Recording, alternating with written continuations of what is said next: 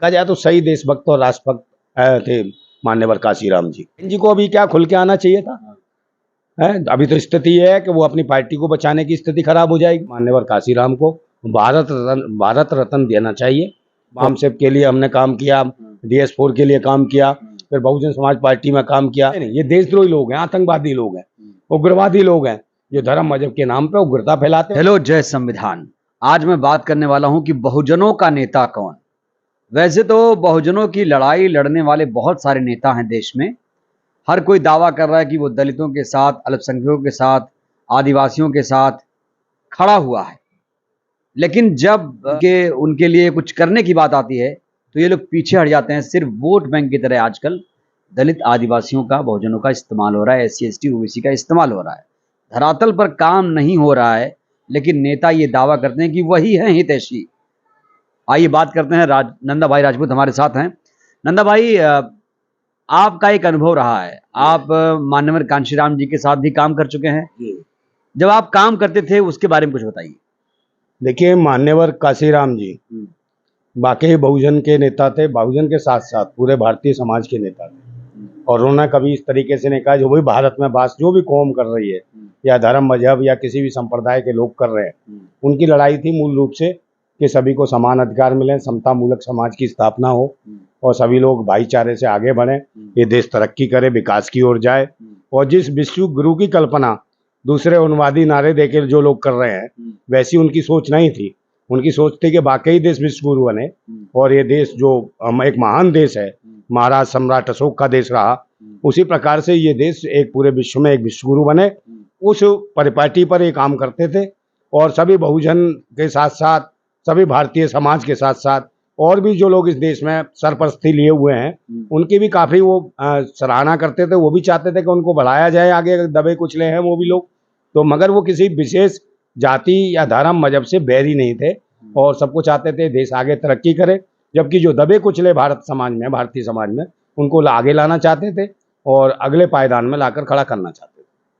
दिसंबर 2001 में उन्होंने अपना उत्तराधिकारी बनाया बहन कुमारी मायावती जी को। उससे पहले फूले पेरियार अम्बेडकर ने लंबी लड़ाई लड़ी, जागरूक किया समाज को। आज जो समाज है उसको कितना फायदा मिला, कितना जागरूक हुआ?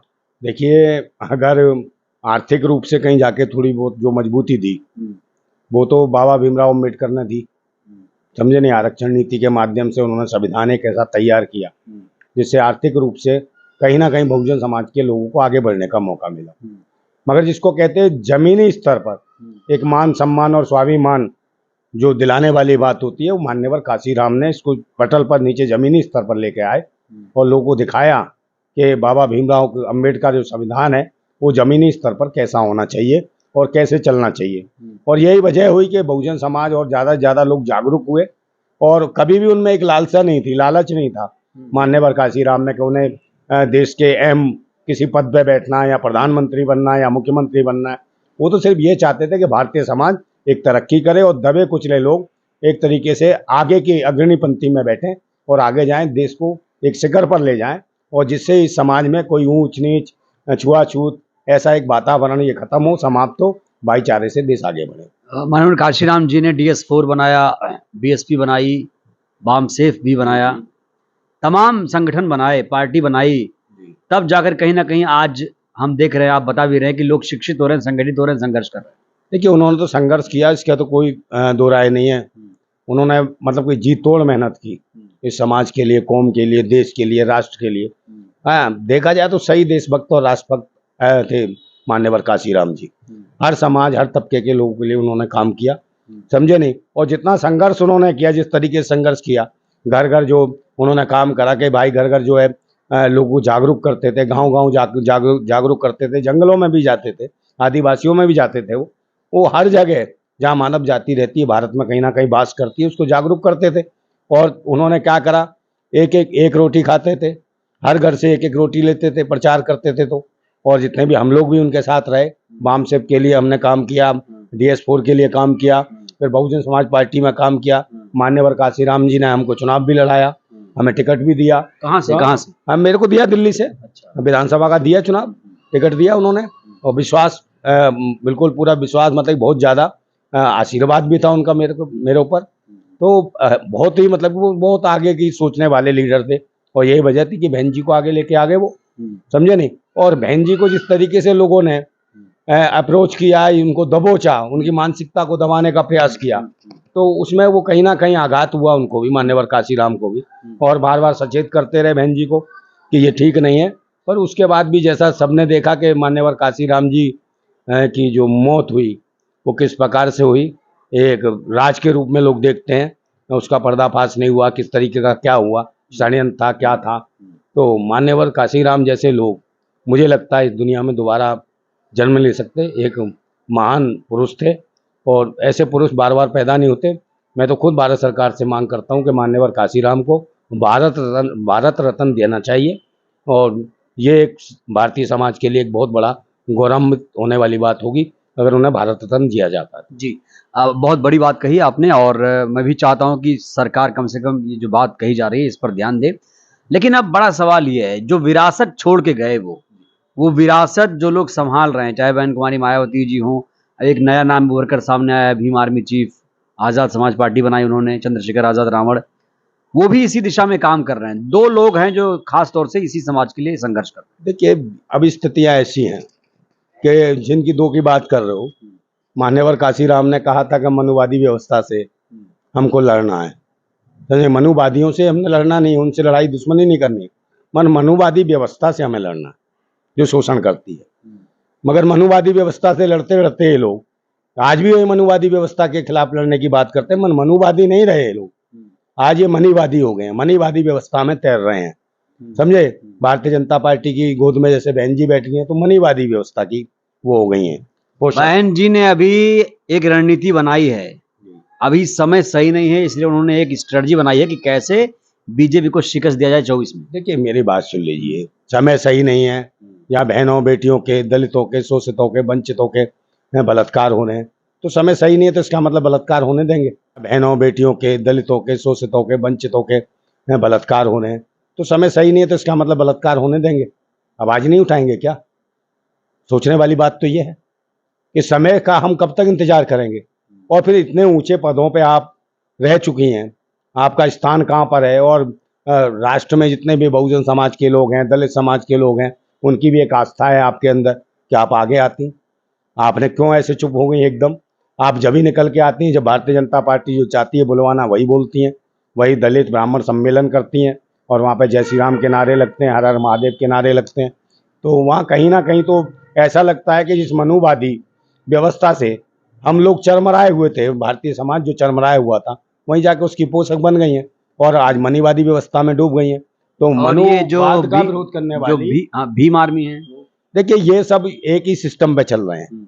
आज एक बात बताओ, और कोई से सच्चाई से अगर वाकई अगर इस पाखंडवाद का विरोध कर सकता है तो उसको सरकार किसी भी तरीके से हजम नहीं कर पाएगी। अब ये रही बात कि जिनको आज़ादी दे रखी है, इन्हें लगता है कि इनका वोट जो समीकरण है डिवाइडेशन कराओ, बहन जी का वोट डिवाइड होना चाहिए, रावण का वोट डिवाइड होना चाहिए, और किसी तीसरे दलित नेता को ले आएंगे उसका डिवाइड कराएंगे।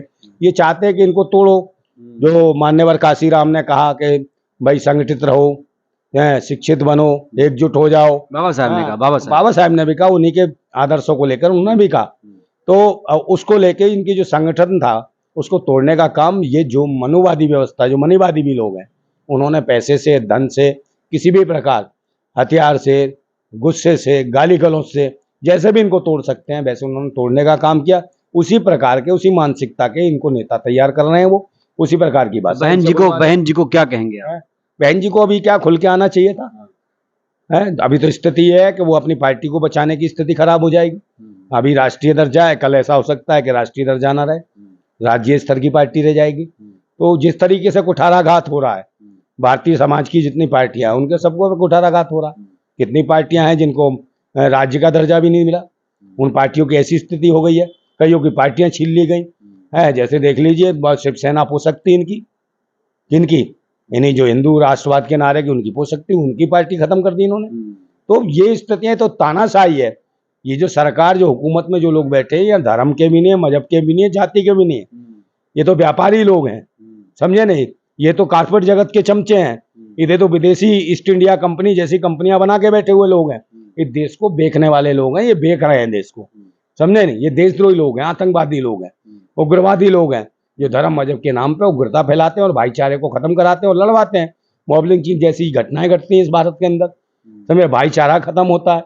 और जबकि देश को चाहिए सुरक्षा, रोजगार, स्वास्थ्य, शिक्षा, इन लेकिन सबको आपने एक एक फेंक बड़ी दिया है। बात कही, बहुत बहुत शुक्रिया। आपने एक बड़ी बात कही ये कि माननीय काशीराम जी को भारत रत्न मिलना चाहिए, ये जो सम्मान है मिलना चाहिए। जी, मैं कहना चाहता हूँ कि मान्यवर काशीराम जी को भारत रत्न मिलना ही चाहिए, और वहीं दूसरी ओर एक को और मिलना चाहिए, समझे नहीं, दशरथ मांझी थे, दशरथ मांझी को भी भारत रत्न मिलना चाहिए।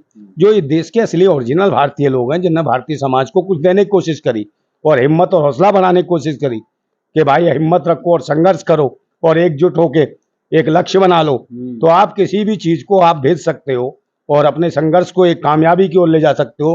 तो ऐसे लोगों को भारत रत्न देना चाहिए भारत सरकार को। अगर वो देते हैं तो मुझे लगता है मैं भी उनका बहुत धन्यवाद करता हूँ, शुक्रिया अदा करूंगा कि भाई ये वाकई ही भारत रत्न के हकदार है, इनको भारत रत्न मिलना चाहिए। दशरथ मांझी जी को और मान्यवर काशीराम जी को भारत रत्न जरूर मिलना चाहिए। बिल्कुल। तो नंदा भाई राजपूत की बातों से आप कितने सहमत हैं? कमेंट बॉक्स खुला है, अपनी प्रतिक्रिया दीजिएगा। वीडियो देखने के लिए शुक्रिया।